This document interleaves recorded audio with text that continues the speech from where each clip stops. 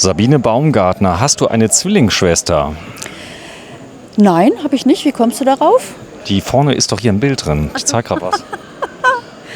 Ja, Sven, wir versuchen auch ab und zu mal Videos zu drehen, aber natürlich nicht so professionell, wie du das machst. Stimmt doch gar nicht, das sieht gut aus. Ja, aber es sind Erklärvideos, die sind immer relativ kurz, 10, 15 Minuten und die gibt es zu verschiedenen Themen. Das machen wir einfach, damit die Kunden eine Möglichkeit haben, mal schnell irgendwas nachzugucken, wie funktioniert Wasser, Elektrogas etc. Ja, wir kriegen einen neuen Concorde. Der wird irgendwann mal 2024 gebaut. Wir sind gerade noch einen Bauplatz am Abklären, der dann kommt. Und es wird wahrscheinlich einen neuen, was ist das hier? Ein Charisma 910 MI. Das ist, glaube ich, die größte Klasse bei 7,5 Tonnen, die ihr habt. Richtig. So, das ist so. Also 9,10 Meter dann, stimmt das? 9,27 Meter lang, 7,5 Tonnen schwer, 2,40 breit. Eine Dreivierteltonne Zuladung, der hat schon richtig, also der hier jetzt konfiguriert ist, hat schon ein bisschen was, oder? Der ist eigentlich, würde ich sagen, voll ausgestattet. Da sind Hubstützen mit drin, er hat ein Hubbett, der hat Solaranlage, er hat einen Gastank, er hat ein großes Elektropaket.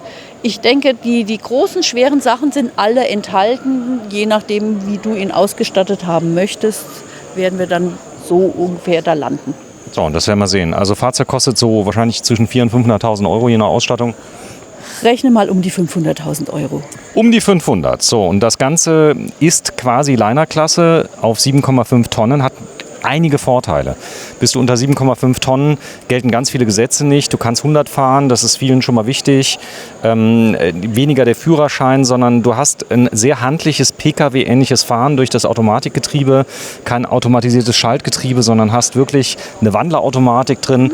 Es ist noch mal ein bisschen anders. Du hast trotzdem eine Zuladung von rund eine Tonne je nach Ausstattung. Der hier hat jetzt 750 Kilo. Richtig, der hat rund 750 Kilo Restzuladung, aber das ist ja schon auch trotzdem sehr viel. In der Regel sind da 2 Leute drin. Da muss man sich einfach überlegen, was nehme ich denn überhaupt noch alles mit. Also damit komme ich schon sehr weit. Ich habe halt hier ein Fahrzeug, was einfach sehr ruhig läuft. Das macht richtig Spaß beim Fahren. Es ist schick, es ist alles drin, was ich so brauche. Und in meiner Erfahrung finde ich mit allen Fahrzeugen so bis 9,5 Meter auch problemlos Stellplätze.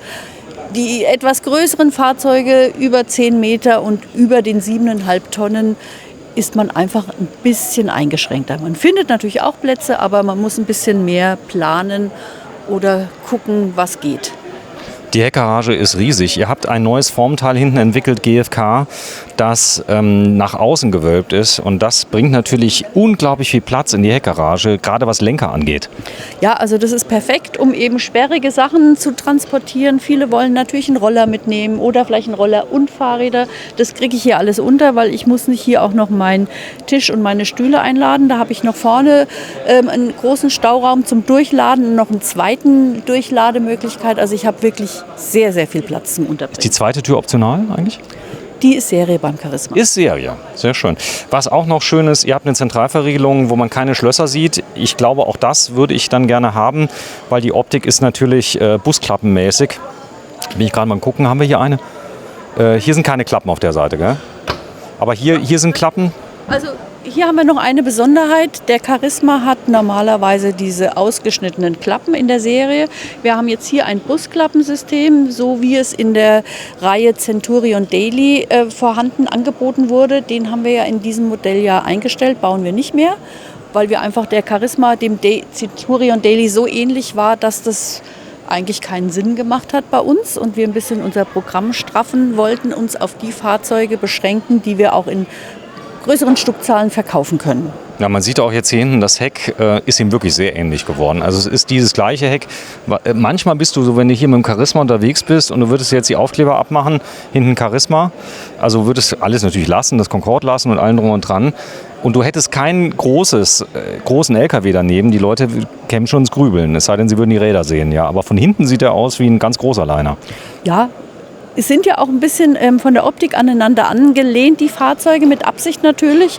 Und jeder sucht sich eben das Modell aus, was ihm zu seinem Führerschein passt, zu seinem, was er eben möchte. Und Das ist so ein bisschen Yachtoptik hier oben mit dem Spoiler, oder? ja, ich finde, es sieht toll aus. Das ist einfach. Es hat natürlich einfach auch praktische Vorteile. Wir haben die Dachkanten hochgezogen, da können wir die Markise schön integrieren und es sammelt sich ja Wasser auf dem Dach, wenn es regnet, das muss abfließen und das kann eben hinten durch diese große offene Fläche ablaufen oder vorne durch die Regenrinne und dann habe ich keine Seitenwandverschmutzung, aber das gehört ja bei uns eigentlich schon sehr lange zum Programm. Das Gerät, würde ich jetzt sagen. Also es fährt sich übrigens wie ein PKW wäre vielleicht zu wenig, aber es fährt sich eigentlich eher so busmäßig. Vollluftsfeder kann man kriegen? Vollluftfederung kannst du natürlich bekommen, würde ich auch empfehlen. Ich würde auch Schwingsitze ehrlich gesagt empfehlen, die liebe ich sehr, dass man einfach so schön gefedert fahren kann. So Luftdruckunterstützte Schwingsitze, ne? Genau. Okay. Das ist einfach eins meiner Lieblingsfahrzeuge, das muss ich offen zugeben. So, jetzt hat man diese tolle Tür, also die Gene sind alle da, eine sehr breite Aufbautür mit Kotschloss. Die wird ja so schon ewig gebaut, kommt aus der Nutzfahrzeugtechnik, Feuerwehr, Krankenwagen. Genau, also auch eine stabile Tür, da muss ich kein Zusatzschloss einbauen, da brauche ich keine Bedenken haben, dass da jemals einer einbricht, da kommt keiner rein. So, wir müssen noch ein bisschen rätseln. Wird es ein 910 MI oder wird es vielleicht ein etwas kürzerer? Der Überhang hier geht noch, muss man sagen. Also es sieht noch zivil aus, weil ich habe gesehen, viele Arteco-Fahrzeuge haben einen ganz langen Überhang. Da kann man mehr machen und das sieht dann schon ein bisschen komisch aus. Aber hier, die Proportion ist schön. Die Proportion passt bei dem Wagen absolut. Und wie gesagt, du hast eine Luftfederung Hinterachse. Du kannst hier anliften, wenn du mal auf eine Fähre oder irgendwo ein Hindernis zu überwinden hast, dass da nichts passieren kann. So, der ist schön voll, 360-Grad-Kamera, Sattanlage drauf. Ich nehme an, der hat auch Solar. Wir können uns mal gerade das Preisschild angucken. 502.945 Euro. Da sind allein 80.000 Euro Mehrwertsteuer drin, muss man schon sagen. 7,5 Tonnen, 750 Kilo Zuladung. Die Tankvolumina wahrscheinlich Standard, so Standard, 300 Liter? 400 Liter Frischwasser, 300 Liter Abwasser und 300 Liter für die Festtoilette. Also muss man schon rechnen. Also wenn ich jetzt alle Tanks voll habe den Abwassertank voll und mache dann noch voll Frischwasser, dann bin ich überladen. Das macht man ja nicht. Das macht man ja nicht. Man hat entweder den Frischwasser oder das Abwasser voll. Deswegen rechnet man ja immer nur mit dem Frischwasser. Fahrbereit ist bei uns mit 100 Liter Frischwasser, kann ich losfahren und dann kann ich unterwegs Wasser nachtanken. Oder ich mache meinen Wassertank voller, muss ich halt mal rechnen oder mit dem Wagen natürlich auch auf eine Waage gehen und gucken, was packe ich denn alles rein. Ist das hier, das Gewicht ist dann fahrbereit? Das heißt, der Fahrer ist schon mit drin? Der Fahrer ist mit drin, die 100 Liter Frischwasser, der Gastank oder die Gasflaschen sind voll, je nachdem, was im Fahrzeug enthalten ist. Hier zum Beispiel Gastank, also der ist auch gefüllt. Und der Dieseltank mit 120 Liter ist auch gefüllt mit drin. Der Fahrer mit 75 Kilo, Volle Hütte hier. Also ihr habt Bi-LED. Also der ist richtig schön voll. Und das mit den Busklappenoptik, ist das Aufpreis oder die Busklappen? Das ist ein Aufpreis. Also die Busklappen waren ja eines der Erkennungsmerkmale oder sind es in unserer Centurion-Baureihe. Hier komme ich, glaube ich, ganz gut ran. Vielleicht können wir es mal zeigen, ja. Den fährst du an, dann kannst du die aufmachen. Und warte mal ganz kurz, da ist noch ein Stahlseil, ich zeige es mal gerade, aber nur mal anzeigen, das heißt, die gehen nach oben auf und das ist die gleiche Klappentechnik dann wie im Centurion, richtig? Wie im Centurion, genau. Cool. Und da es eben den kleinen Centurion nicht mehr gibt in 2024, bieten wir jetzt beim Charisma diese Busklappen optional an. So, sehr schön. Tolles Auto. Ist natürlich schon eine Stange Geld. Kannst du dir vorstellen, 500.000, dass die Leute hier schon mal ein bisschen schlucken für ein Charisma? Ja, aber es gibt halt auch die mit Herzchen in den Augen, die sagen, aber es ist meins. Verstehe. Aber du kannst es schon nachvollziehen, wenn einer kommt und sagt... Natürlich kann ich es nachvollziehen. Die Preise sind wirklich in eine Höhe gestiegen. Das hätte man sich nicht denken können, aber es ist ja überall so. Das ist ja, fang mal an. Also das heißt, die Zubehörlieferanten haben angezogen, die Lohnkosten sind gestiegen. Ja. Das ging jetzt wirklich sehr schnell, oder?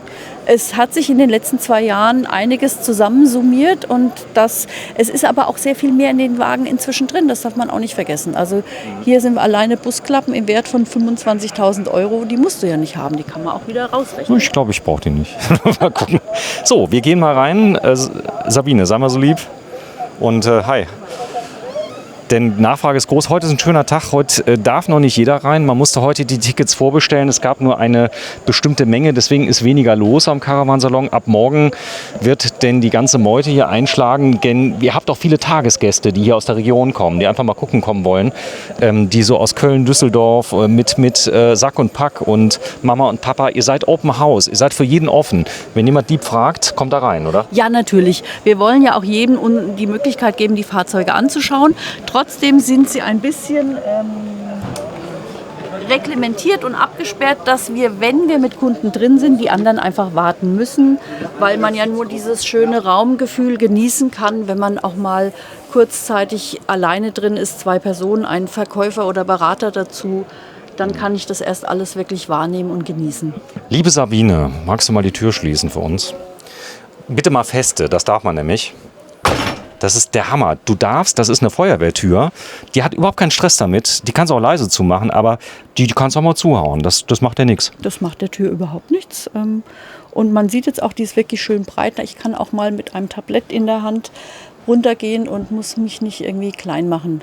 Oder mit einer Eurobox, wenn ich einlade. Sommer, Winter. Eurobox, genau. Guck mal hier, da hast du Concorde. Das ist das zentrale Bedienpanel, was du drin hast. Du hast eine 3030, das sehe ich schon. Ihr habt eine Flow hier eingebaut, habe ich gesehen. Da ist eine alte Flow mit drin, genau. Da habe ich einfach noch mehr Warmwasser. Wenn ich jetzt zu 2, zu 3, zu 4 bin im Fahrzeug, dann ist ja das warme Wasser immer doch mal schneller wieder weg. Wenn du alleine unterwegs bist, wirst du es nicht brauchen. So eine Mastervolt-Anlage ist hier mit drin. Interessant wird es natürlich, wenn man die Details vergleicht. Ihr habt ein ganz neues Cockpit, habt ihr entwickelt. Die Schallisolierung ist, glaube ich, auf höchstem Niveau. Wenn der Motor läuft, leider können wir nicht starten, du hörst den Motor fast gar nicht. Und das ist ein Riesenvorteil auf langen Strecken. Wenn du mal so einen Actros, der Actros ist auch sehr leise, aber der Artego zum Beispiel, der ist schon ein bisschen rauer, wenn du hier kommst. Aber hier, das Ding schnurrt und ihr habt so viel gedämmt. Ja, und das Gedämmte ist bei uns auch serienmäßig, das ist immer so. Und wir haben auch Testfahrten gemacht mit Wettbewerbsfahrzeugen, um einfach das mal zu gucken. Wir sind wirklich, haben da was Tolles hingekriegt. Also die sind deutlich leiser als andere Fahrzeuge, weil wir da sehr viel Hirnschmalz reingesteckt haben, damit wirklich wir ein schönes, ruhiges Fahrzeug bekommen. Also hier ist es wirklich ein Traum unterwegs. Ist das echt ein Daily drunter? Hier das Cockpit, das sieht aus wie im Space Shuttle. Ja, wie im Flugzeug ist eine gute Space Shuttle, fliegt gleich ins All. Also es macht einfach Spaß. Boah, ist das cool, das ist komplett angegriffen. Nette Gimmicks, nämlich hier so eine Ambientebeleuchtung, die du in 2 Farben umschalten kannst, die du auch dimmen kannst, die dann etwas, wenn du während der Fahrt nicht so beleuchtet werden willst, ein bisschen runterdimmen kannst. Boah, das heißt, die 9-Gang ZF ist mit drin. Mach mal gerade nochmal volles Licht an. Ich muss das nochmal zeigen. Das ist blau und dann gibt es noch ein weißeres. Und dann gibt es noch das Ganze in weiß. Cool. So, das ist auch besonders schön, wenn man steht und lässt es einfach nur an und guckt sich das den ganzen Tag an, oder? Weil es so schön ist. Ja, wenn ich da am Abend drin sitze, dann dimme ich ja sowieso ein bisschen meine Lichter oder mache ein paar einzelne aus, habe nur ein bisschen Licht an. Ich finde, ich mag dieses Ambiente total gerne. Das Jenat kriegt man noch so oder ist das Aufpreis? Das ist ein Aufpreis, auch in der Baureihe, aber würde ich schon sehr empfehlen. Ein schönes Soundsystem brauche ich auch, wenn ich ein bisschen Fernsehen gucken möchte, weil die Flachbildschirme ja keinen guten Lautsprecher haben. So, hier ist das Garmin mit drin. Und was ist hier vorne? Was ist das für ein Drehregler neben der Differentialsperre? Das ist nur das Mikrofon, was wir das Garmin-Mikro. Freisprecheinrichtung für das Garmin, wenn man telefonieren möchte während der Fahrt. Gott, okay. Das heißt, alle Elemente wurden komplett neu integriert. Ihr habt Schalter sogar dazu gekauft, habe ich gesehen, die original aussehen. Das ist so schön. Also es sieht fast aus wie ein Actros, oder? Ja, wir haben uns ja auch an Actros oder ich sag mal an die LKW-Technik angelehnt, denn die LKWs werden ja so designt, damit der Berufskraftfahrer wirklich alle seine Systeme im Griff hat. Und hier sitze ich eben, ich habe Assistenzsysteme, ich habe ein Garmin, ich habe ein Birdview, eine Kamera, ich habe eben alles auf den Fahrer ausgerichtet, schön im Blick, was ja einfach wichtig ist und kann entspannt fahren. Und der Beifahrer nimmt eben einfach das Garmin raus, wenn er dann das Ziel verändern will. Das ist ja das Schöne. Und steckt es dann dem Fahrer wieder hin, damit er auch den richtigen Weg findet. Boah, ist ein total tolles Cockpit. Ich bin wirklich geflasht. Das ist der Markus hier, mein Kumpel aus Alsting, der hat ja bei euch einen gekauft. Und ich habe das Ding angemacht, er hat den Motor gestartet und ich habe gedacht, sag mal Markus, läuft der Motor? du hast den Motor, hörst du im Stand gar nicht. Das ist, glaube ich, für Leute, die so ein bisschen lärmgeschädigt sind von anderen Reisemobilen, ist das hier schon, ist das eine andere Welt, oder? Ja, muss man einfach sagen, dass es wirklich Spaß macht. Und dann muss man auch zugeben, in den Fahrzeugen über 7,5 Tonnen ist es schon etwas lauter. Wobei da werden die Motoren dann immer leiser, wenn man länger unterwegs ist. Die müssen einfach ein bisschen Laufleistung haben, damit sie dann ruhiger werden. So, ich gebe dir noch mal ein bisschen Licht hier für mein Kopflicht, was ich hier habe, denn wir werden das Auto mal auf Herz und Nieren vorstellen. Bisschen schade finde ich ganz ehrlich die Messebeleuchtung, die hier oben ist. Ihr müsstet ja eigentlich fast einen Schalter verpassen, denn das ist, ich nenne das immer so ein bisschen Putzlicht, was du drin hast, denn ihr habt unglaublich tolles Licht hier drin, ganz hell, und allein das Lichtdesign ohne die Messebeleuchtung ist so abgestimmt und die hinten flackert auch leider, habe ich jetzt gerade eben gesehen. Ja, das tut mir auch leid, aber es ist einfach so, wenn du in der Messehalle stehst, es ist von oben dunkel, es ist einfach nochmal anders, wenn du draußen im Tageslicht stehst. Ach, ihr simuliert das Tageslicht quasi Wir mit den Lampen. simulieren damit das Tageslicht. Wenn man natürlich da hochguckt, das ist scheußlich, keine Frage, muss ich jetzt einfach mal offen sagen. Aber die meisten kommen ja rein und gucken gar nicht nach oben, sondern sehen sich um und brauchen einfach ein beleuchtetes Fahrzeug. Ja, es gibt mir mehr so diese Abendstimmung. Ihr habt nämlich sehr viel indirektes Licht hier eingebaut. Das kannst du hier leider jetzt nicht zeigen. Aber was ziemlich cool ist, du hast 2 Lounge-Sessel. Kann ich das mal so sagen? Du hast einmal hier diesen Fahrersitz mit abnehmbarem Lenkrad. Bei dem Lenkrad habt ihr sehr viel Wert darauf gelegt, dass die Originalhöhe vom Lenkrad beim abnehmbaren Lenkrad beibehalten wird. Ich dir das mal zeigen. Ja, darfst du gerne machen, ja. Und man kann es sehr leicht aufsetzen. Man kann es sehr leicht aufsetzen. Und wichtig ist ja, aber das demonstriere ich dir gleich, dass du... So, das da unten ist Verriegelung. Einmal rein. Dann klickst du es auf. Das geht wirklich leicht.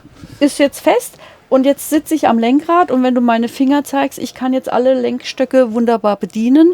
Wenn ich dazwischen noch irgendwie einen Zwischenkranz habe, der das Lenkrad weiter nach oben setzt, dann komme ich gar nicht mehr dran. Ist ja aber eigentlich ein Sicherheitsmerkmal. Ich muss ja jederzeit an meinen Blinker kommen und an meine Scheibenwischerbedienung kommen. Okay, alles klar. Das kannst du abnehmen. Und der Grund ist natürlich, dass man den Fahrersitz besser drehen kann. Jetzt, dass ich schon mit meinem Sitz hier anstoße, ich kann natürlich die Lehne nach vorne legen und dann den Sitz hin und her, dann komme ich auch rund.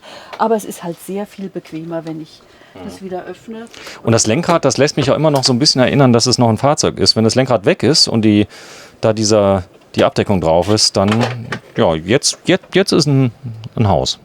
Jetzt ist ein Haus. Manchmal sitzen hier auch unbedarfte Leute und sagen, boah, gucke mal, der hat nur noch einen Joystick zum Fahren. So weit sind wir noch nicht. Tesla, vielleicht demnächst, ja.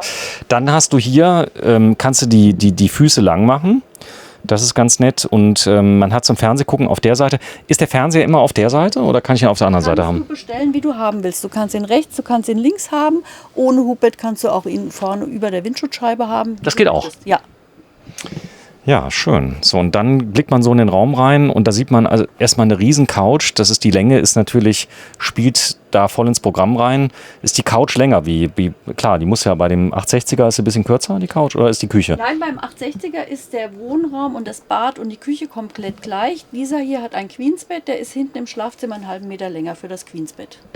Wie cool, das gucken wir uns gleich mal an. Das sieht nämlich aus wie in eurem größten Modell, wenn du innen bist. 2,40 Meter Breite hat er. Der hier 2,40 Breite und eine Höhe sind wir wahrscheinlich 3,70 oder irgendwas? Entschuldigung, 2,43 breit. 2,43. Entschuldigung, ist etwas breiter als der Carver, 2,43 breit. So, lass uns mal aufstehen. Also Fernseher haben wir hier gesehen, 40 Zoll hier mit drin. Dann ein Jena Soundsystem über dem Fernseher mal wieder perfekt versteckt, dass man auch ja nichts sieht. Und der Sound ist erhaben, sagst du, der ist toll. Der Sound ist einfach toll, der macht Spaß. Dann kann toll Musik hören, kann toll Fernsehsendungen schauen, die schönen Sound haben. Wow, dann der Tech Tower nicht ganz, denn der Kühlschrank ist drunter und die AEG Mikrowelle, die perfekt dazu passt, so als wäre sie von Dometic gemacht worden. Aber der passt gut, oder? Finde ich auch. Das sieht wirklich so aus, als wäre es eine Einheit, die zusammengehört. Das haben wir zusammengestellt, finden es prima. Und da hast du eben die Wahl, nehme ich einen Kompressorkühlschrank oder nehme ich den AES-Kühlschrank, nehme ich eine Mikrowelle oder den Backofen. Wenn ich den herkömmlichen Serienkühlschrank habe, geht der eben auch mit Backofen zu kombinieren. Sag mal, das Fach ist abschließbar. Was hat das für einen Sinn? Das hat einfach den Sinn, dass ich etwas Abschließbares im Fahrzeug habe. Da kann ich es noch nicht mal öffnen. Kein Problem. Erster Messetag. Der Aufbau war schon hart, muss man sagen. Also es war sehr heiß in der Halle beim Aufbau. Es war sehr heiß in der Halle beim Aufbau, das muss man sagen. Aber jetzt haben wir das perfekte Messewetter. Es hat abgekühlt und das ist eigentlich für die Messe immer Heiß hieß draußen 38 Grad. Ich glaube, ihr wart ja teilweise auf den Fahrzeugen drauf. Da habt ihr über 40 Grad Hitze gehabt, Ja.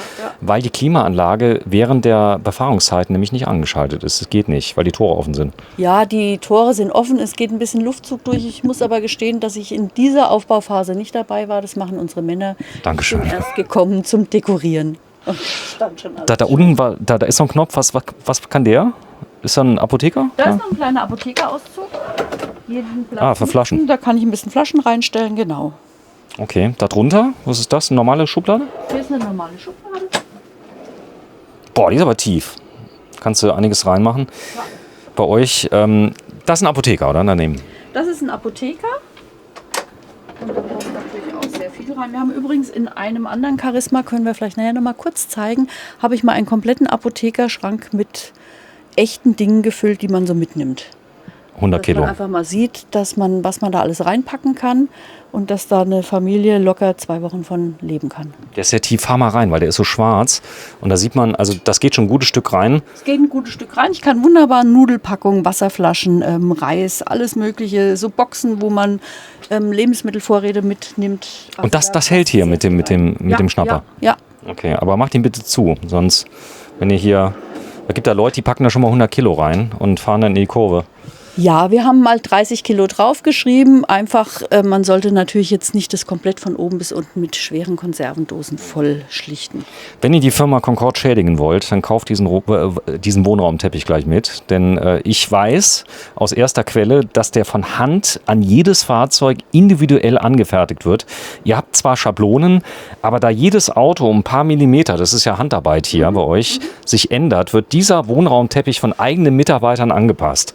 Und das, glaube ich, kriegt man nie wieder, oder? Das ist richtig und dann ist das wirklich auch, glauben unsere Kunden nicht. Wir hatten auch ein bisschen Engpass, muss ich ehrlich sagen, da einfach da mal die Arbeitskraft ausgegangen ist. Also dieser spezielle Mensch, der das macht oder die speziellen Menschen, kann es auch mal zu Lieferengpässen kommen. Aber wer einen Teppich möchte, ist das einfach wirklich dann perfekt gemacht. Das Coole ist, ihr habt nämlich eine Schablone dabei. Sollte der jemals kaputt gehen, der Teppich, gebt ihr einfach einen Teppichmacher, diesen alten Teppich, und der fertigt euch mit dem alten Teppich wieder einen neuen. So ist es, Und ja. der Aufwand, sowas auszumessen, das ist Wahnsinn. Da geht also einer rein, ich glaube mit Vorlagen, der guckt den, der schneidet das dann an, der macht das. Ich glaube, der ist den ganzen Tag hier drin, oder?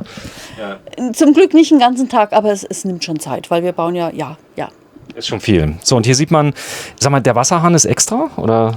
Nein, das gehört beim Charisma dazu. Das Serie. Dieser Gastro-Wasserhahn, sage ich mal, der ist halt sehr schön. Ne? Ich kann den hier rausnehmen. Ich habe hier so eine Duschfunktion, kann draufdrücken, kann wirklich damit Wie zu Hause. wie zu Hause arbeiten. Wenn man, also ich habe sowas Schönes zu Hause nicht, aber könnte man sich vorstellen. Das ist Mineralstoff. Das ist Mineralstoff. Und dann haben wir eben hier 2 Spülen im Charisma. Ein großes Spülbecken. Mal die Deko woanders platzieren. Also alles, was wir sehen, ist Serie. Ihr habt keine extra Küche, die ich hier kaufen muss. Doch, wir haben eine extra Küche. Also diese Küche zeichnet sich aus, weil sie einen anderen Kocher hat.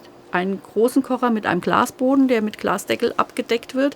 Die Serienküche hat da einen Kocher mit Metallboden. Da sitzen die Kochfelder ein bisschen enger zusammen. Die Oberfläche sieht ähnlich aus, ist aber leichter gebaut. Hier habe ich quasi ein eingeformtes Becken. In der Serienküche habe ich ein komplettes Spülbecken aus Metall. Okay, also alles ein bisschen edler. Das ist ein bisschen edler. Und was ich dir eigentlich zeigen wollte, Ach, die weil Ablagen. was mache ich jetzt mit diesen Ablagen, wenn ich meine Küche benutzen will? Ich habe hier unten ein Fach über der Schublade, das stört mich also nicht. Ich kann meine Schublade voll nutzen und die Abdeckungen sind. Das kenne ich von den Backblechen, die ich nie gefunden habe, weil die in einer Ablage waren, wo ich es nicht gesehen habe. Ja, und beim Auszug habe ich es dann gemerkt. Kann Kennst du das? passieren, ja. So, guck mal hier, die Weingläser, das habt ihr stark reduziert, weil das war vielen ein bisschen zu viel Bling-Bling, aber hier, man muss sie haben. Man sieht sie, aber wenn man hier aufmacht, kommt noch mehr. Also sie sind auch zumindest in 8 schöne Gläser vorhanden. Es war mal mehr, glaube ich, dass man es noch mehr sehen konnte. Es waren mal mehr, es waren mal bis zu 16 Gläser. Es ist auch ein bisschen modellabhängig, was wir noch so anbieten, aber wir haben beim Charisma gesagt, die meisten Kunden haben Langt. gesagt, das reicht eigentlich. So, hier oben hast du ein Ablagefach, das finde ich sehr wichtig, da lege ich mal die Fahrzeugschlüssel rein für Notfall. Also bei mir ist es ja so, dieses Fahrzeug kannst du auch entriegeln, wenn der Motor abgeschlossen ist. Aber bei meinem Modell brauchst du den Fahrzeugschlüssel, um wieder rauszukommen. Das ist ganz witzig, weil damit die Zentralverriegelung natürlich dran ist. Aber das ist ein tolles Fach, hier kannst du Sachen reinlegen, die du mal schnell brauchst beim Rein- und Rausgehen. Das ist sehr angenehm. Ansonsten habt ihr noch Fächer drunter. Es gibt ja andere Anbieter, die haben die komplett durchgezogen. Ihr habt offene Fächer. Kann man die ganz geschlossen kriegen? Nein, kannst du nicht geschlossen bekommen. Das gehört zu unserem Möbelbau dazu. Also ein paar Sachen können wir nicht als Sonderbau anbieten. Ich persönlich finde das sehr praktisch. Es gibt immer Sachen, die will ich griffbereit haben. Da liegen Zeitschriften drin oder Bücher drin oder von meinem Liebsten die Ladekabel, was er so hat.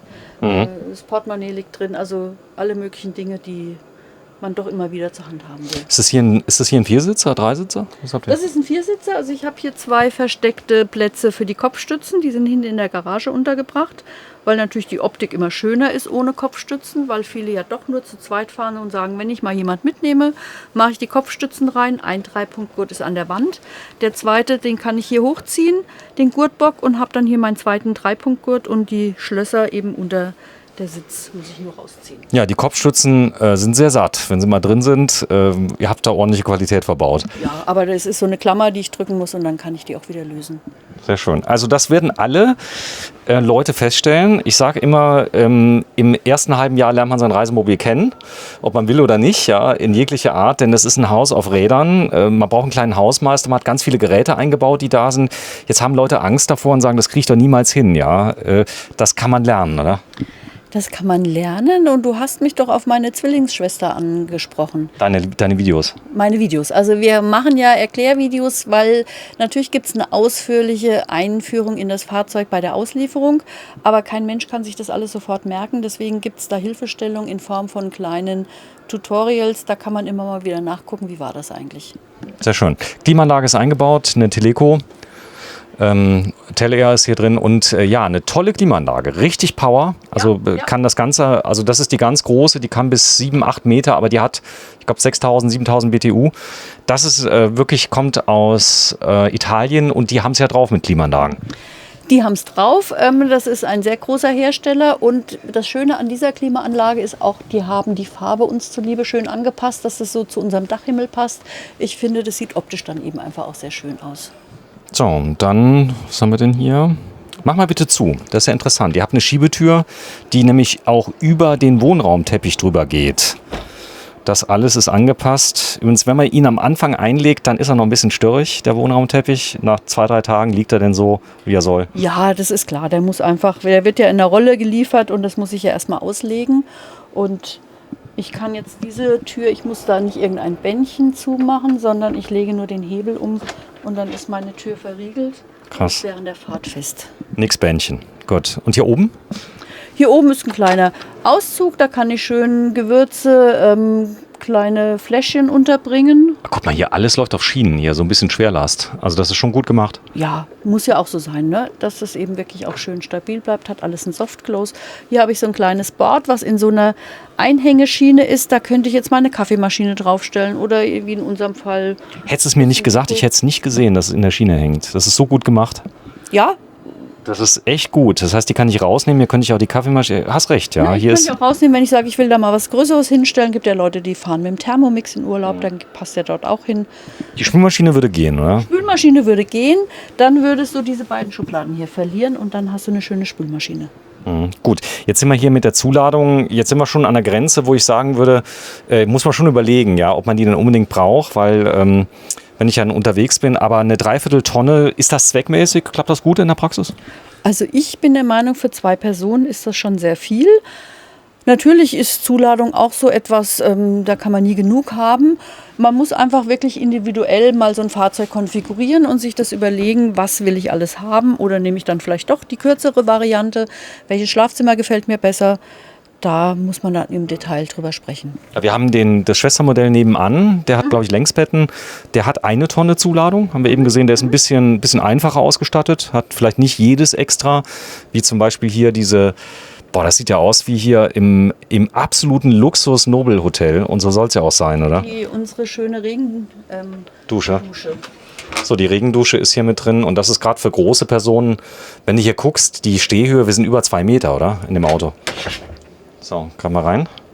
Ja, und du hast diese Stange ja auch gesehen. Ich kann meine nassen Sachen abhängen, kann die Stange aber natürlich rausnehmen. So, die Verriegelung. Stört. Und dann habe ich eine Verriegelung, weil auch das muss ich während der Fahrt. Zeig mal bitte nochmal auf zu. So, und die machst du einfach auf und dann hält das Ding auch sicher. Da brauchst du jetzt nicht irgendwelche Kunststoffteile einklemmen oder so. Das hält sicher, ja. Danke. Großer Kleiderschrank. Schöner großer Kleiderschrank, der ist sehr wichtig. Und auch dieser Einlegeboden oder auch der obere, man kann es natürlich verstellen, wie man es individuell gerne hätte. So eine klassische Einteilung, da kann ich eben schön Hemden, Blusen, Jacken hinhängen. Aber wenn jemand sagt, langes Kleid kommt mit, dann kommt einfach der untere Boden raus. Ja, eine Festtanktoilette mit Sogfunktion. Das bedeutet, die Fäkalien fallen in einen festen Tank rein, ohne Chemie. Das merkt man dann auch sehr schön. Auch diesen Umgang lernt man, ist schlimmer als sein Ruf. Und man hat lange Autarkie. Das heißt, man muss nicht alle 5 Minuten besser als sein Ruf. Ja. Ja, du wolltest bestimmt sagen, ist besser als sein Ruf. Besser als sein Ruf. Ja, nein, also ich finde, wenn man das einmal gehabt hat, will man nichts anderes mehr. Du willst nicht mehr eine Kassette wegtragen, in die ja Chemie rein muss und auch dann unangenehm zum Entleeren ist. Ja, es gibt auch eine schöne Geschichte, das weiß ich mittlerweile. Der Heizkörper ist versteckt worden, damit man ihn eben nicht, die Röhrenheizkörper, so schön wie sie sind und alle wollen die haben, aber die Reinigung ist immer ein Gräuel und das habt ihr geändert. Wir haben hier eine sogenannte Wandheizung, also von der alten Heizung läuft hinter dieser Wand einfach eine Warmwassergeflecht mit durch, damit ich hier eine schöne beheizte Wand habe und kann dann eben meine Handtücher drüber hin zum Trocknen. Schön. So, viele Schubladen, auch hier mal bitte öffnen. Da sieht man, man hat viel Platz, das Ganze 3-mal. Also einladen kann man in das Auto, oder? Darf ich dir noch was sagen? Ja, darfst du? Hier ist der Toilettenpapierhalter. Toilettenpapier kommt dann quasi durch den Schlitz. Ah, das schiebst du da rein. Genau, und dann kommt's. das finde ich sehr schick, weil dieser Halter von der Wand weg ist. Und dann habe ich eben schöne große Schubladen für Handtücher, Kosmetik, was auch immer. So, und hier ist ein Spiegelschrank, kannst du drehen. Und ihr habt interessanterweise das Bad ein bisschen angewinkelt und dadurch wird der Raum größer, habe ich das Gefühl, oder? Ja, es sind oftmals, wenn man solche Nischen schafft, kriegt man einfach einen tollen Platz. Also ich habe es noch nie geschafft, diese Schränke mit Kosmetik zu füllen. Ich wüsste nicht, was da alles rein soll. Insofern kann man da immer auch noch schön andere Sachen vielleicht unterbringen. Steckdosen sind genug drin, aber da sagt ihr, bis zu 5 Steckdosen kann man noch zusätzlich reinplanen, ohne dass es dann viel teurer wird. Und dann schön ist natürlich diese versteckte Schublade hier. Da würde ich mir fast noch wünschen, dass die einen Push-Lock hätte. Weißt du warum? Dann wird man gar nicht erkennen, dass eine da ist. Hätte ich ein Geheimfach. Ach so, ja, okay, gut. Aber jetzt ist sie drin. Ja, dann weiß man auch, dass sie verriegelt ist. Das ist richtig. Aber das ist eine schöne große Schublade an der richtigen Stelle. Siehst du schön das Doppelbodenkonzept. Also hier, das ganze Fahrzeug steht ja auf einer Warmwasser-Fußbodenheizung. Beziehungsweise Doppelboden. Du hast immer schön warme Füße. Der Teppich macht das natürlich nochmal extra schön. Also hier mit Barfuß drüber laufen ist eine feine Geschichte. Und dann hast du hier natürlich dieses Megabett. Und das ist sehr schick, oder? Ja, das macht es einfach schön. Das hat so ein bisschen so ein Yachtgefühl in diesem Schlafraum. Ich finde es schon sehr schön. Ich habe diese kleinen Ablagen rechts und links, wie so einen kleinen Nachttisch. Jeder mit seiner eigenen Steckdose und USB-Dosen, verschiedene Beleuchtungskonzepte und habe ein richtig tolles Bett. Wir haben eine tolle Stehhöhe. Ich bin 1,85, kann hier drin stehen, Ja, obwohl ja. die Stufe da ist. Ja, haben wir, finde ich, schön konzipiert und trotzdem große Garage, weil die Garage fängt ja ab dieser Kante erst dann nach hinten an. Wow, das Bett ist. Darf ich dich mal bitten, dass du nur mal mit deinem Po dich mal draufsetzt, dass man mal die Höhe sieht. Also das ist Einsteigen nicht wie auf der Liegewiese, wo du dich dann hochrappen musst, sondern das ist ein Bett wie zu Hause, gell? Ja, absolut. Also Queensbett ist mein absoluter Favorit. Ich habe bisher noch keins, muss ich sagen. Also vielleicht war das mal ein Riesenfehler. Darf ich mal in so einen Schrank reingucken da hinten? Weil die fehlen ja bei den anderen. Die gibt es ja nicht. Das ist ja auch quasi der halbe Meter Länge, der auch ein bisschen ausgefüllt wird. Ich habe hier schöne kleine Fächer, in die ich alles Mögliche hineinpacken kann. Und oben drüber eben nochmal schöne tiefe Schränke. Da passt auch Wäsche und Klamotten ohne Ende rein. Boah, sind die tief. Die sind bestimmt einen halben Meter tief fast. Also du kannst, genau. Das ist krass. In meinem Ellbogen. Aber das ist natürlich schön, wenn du jetzt Bettlaken hast, die hast du vielleicht auch gebügelt, Ja. die passen da schön rein. Der Fernseher, das ist eine ordentliche Größe. Hier ist auch noch mal ein bisschen Schrank, nur mal zum Zeigen für Kleinigkeiten. Da darf mein Mann immer seine Wäsche reinmachen und ich habe hier drüben natürlich einen viel größeren Wäscheschrank. Ah, noch ein. Wow. Das heißt, du bist auf der linken Seite, schläfst du? Ich schlafe da, wo du dich jetzt gerade schön Wo ich jetzt niederlassen hast. mich gerade hier fleze. Deswegen ist das mein Schrank. Schöne Verkleidung finde ich hier mit den Flächenvorhängen. Die lassen die Fenster komplett verschwinden. Das heißt, du hast nicht mehr diesen Wohnmobil-Eindruck, gar nicht mehr. Der ist komplett weg. Und die Mikrofaser, fahr bitte einmal bitte zärtlich über die Mikrofaser. Ihr habt einen Himmel aus Mikrofaser gemacht und das gibt es nicht überall. Also die Mikrofaser, es gibt Leder, es gibt Stoff, aber Mikrofaser, das ist bitte das Nonplusultra, weil das kannst du super reinigen. Ja, eine andere Haptik. Also es ist einfach ein Wohlfühlelement. Boah, der ist schön. Man kann das Bett, das werden jetzt sich viele fragen, kann man das anheben? Nein, kann man nicht, gell? Nein, man kann das Bett nicht anheben, aber man kann hinten das Kopfteil anheben. Ach, für so eine Leseposition? Genau, ich kann hier einmal das hoch machen. Wenn ich es richtig mache, rast es auch ein. Ja, da ist es. Na, und dann habe ich schon Zum Fernsehgucken, eine lesen. schöne- Ich habe übrigens diese Kisten bei dir bestellt und bin total glücklich mit denen, weil ich mir die immer in die Schränke reinlege, bevor ich losfahre, und dann klappert das nicht mehr. Gut, dann muss ich dir noch mal zeigen, wie man ein schönes Stauraumkonzept macht, dass es in den Schränken nicht klappert. Ich bin Mann, das wirst du nicht mehr schaffen. Alles klar. So, also große Schränke habe ich gelernt, ein Bett, bleib mal da genau stehen, dann kann ich es nochmal zeigen, wo du hier wirklich ganz toll drumherum gehen kannst und einsteigen kannst wie zu Hause. Jeder kann aufstehen, tolles Soundsystem mit eingebaut. Haben wir das schon aufgemacht hier, den großen Schrank? Hier haben wir schon aufgemacht. Also da ist nur die eine Hälfte offen, die andere Hälfte hat Technik dahinter. Ist eine Blende, oder? Ja, ist eine Blende. Aber schön gemacht. Ja, da ist er. Wenn Sie vielleicht noch 500.000 Euro zu viel haben irgendwo, ich meine, es gibt ja Leute, die Bitcoin und so ein bisschen Glück hatten, Ethereum oder ein paar Häuser oder hart gearbeitet haben und so weiter. Es ist ja so, ihr habt ja Kunden aller Couleur. Ihr habt ja die schon ewig Concorde fahren, sich vom Gebrauchten über einen kleinen, über einen großen und so weiter. Aber das hier ist schon ein Wunschtraum vieler. Darf ich Camper sagen? Die sagen hier, das ist doch ein Fahrzeug, da kannst du ein halbes Jahr drin wohnen in Spanien. Aber wir sind alle Camper. Also die einen mit mehr, die anderen mit weniger, aber im Grunde genommen machen wir alle das Gleiche und haben halt unterschiedliche Fahrzeuge, um unserem Lebensgefühl, unserem Hobby nachzugehen. So, und diese Leuchte werden wir austauschen. Die Sabine guckt schon die ganze Zeit drauf. Es ist nicht das Auto, was flackert, es ist die Messebeleuchtung das tut uns leid. von der Firma Pfeiffer und Seibel GmbH, ja, die hier flackert. Alles andere flackert nämlich nicht. Und das sieht man nämlich sehr schön. Ihr habt keine Pulsweitenmodulation. Das Licht ist sehr angenehm für die Augen. Das fällt mir direkt auf. Und was ist hier noch ein Schrank drunter? Oder? Hier ist noch auch eine versteckte Schublade.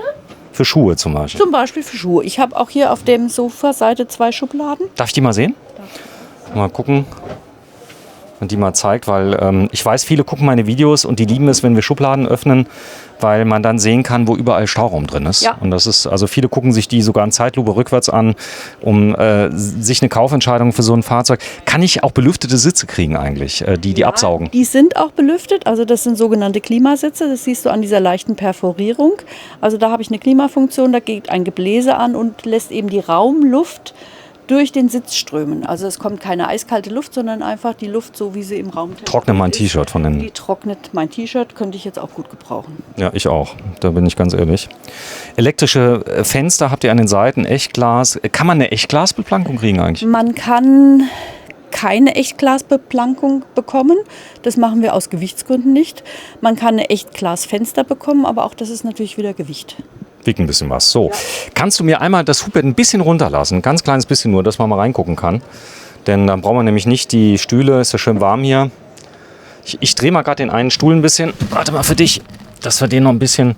geht nicht, aber ist nicht so schlimm. Fass noch ein ganz kleines bisschen runter. Okay, danke. So, und da sieht man hat also hier ein riesen Hubbett mit drin. Warte, ich fahre mal gerade ein bisschen mit rein, dass man das sieht. Liegefläche, was wird das haben? 1,30? 1,30 breit, ja. Ja, 1,30 mal 2 Meter und das hat den gleichen Liegekomfort. Das ist echt interessant, wie hinten die Betten. Ihr habt also jetzt nicht wie im VW-Bus beim Aufstelldach.